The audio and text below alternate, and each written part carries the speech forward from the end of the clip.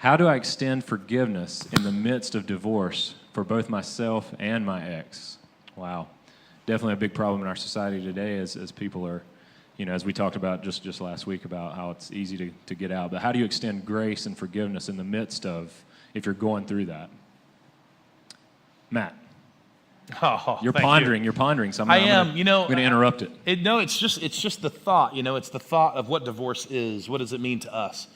Divorce is it's a break. It's a separation. It's a betrayal. It's a very hurtful thing. It's a very emotional. I'm just thinking through. Just as you think through all the things you feel in that, I start thinking about. I just start thinking about God. And how does He respond, right? So in Genesis, He covers Adam and Eve and clothes them. When they're naked and ashamed, they feel shame for the first time. I mean, I don't know the practical way to say it other than the fact that, when you begin to view the grace that you're extending as the grace that God gives you to extend, there really isn't a limit to it. To forgive yourself, to forgive them, to extend grace. There isn't a limit to it. The limits that you're feeling are ours, right? The limits you're feeling are ours. Well, they're not repentant, or they're, you know what I'm saying? Like those are our issues. God continues to pursue us no matter whether we're repentant or not. Like it's not there. So again, I kind of go back and go, how do you do it? You have to make sure the forgiveness you're extending and the grace you're extending is actually His grace and His forgiveness, because there isn't a limit on that.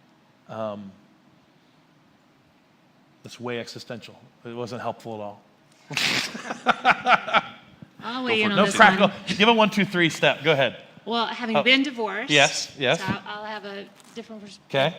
a better perspective, Yep. maybe. I think it's really hard, Yep. for sure, but you can start by, if you just ask God to help you forgive Yep. every day.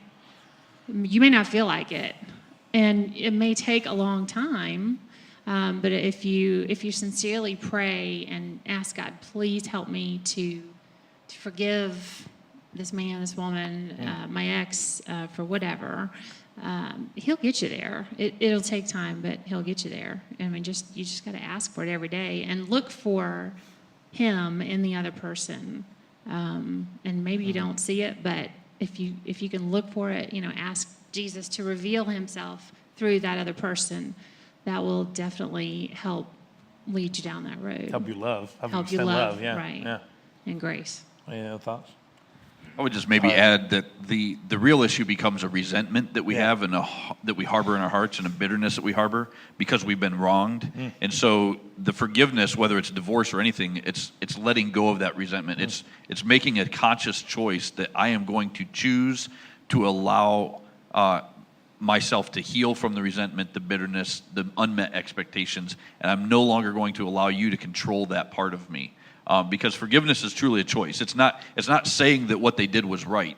It's removing their control over your life from that point forward and saying, you know what? You're the primary beneficiary of extending forgiveness, Right, right? absolutely. That's the point. You forgive others for yourself. That sounds selfish, but that's the point. Like you extend the forgiveness you extend has more to do with you and more to free you from Absolutely. than them. That resentment and bitterness, it just creates all kinds of issues, health issues, sleep issues, relationship issues that go far beyond your ex. We have to learn to go beyond the divorce. We have to learn to go back to the art of what does forgiveness truly even mean. Yeah.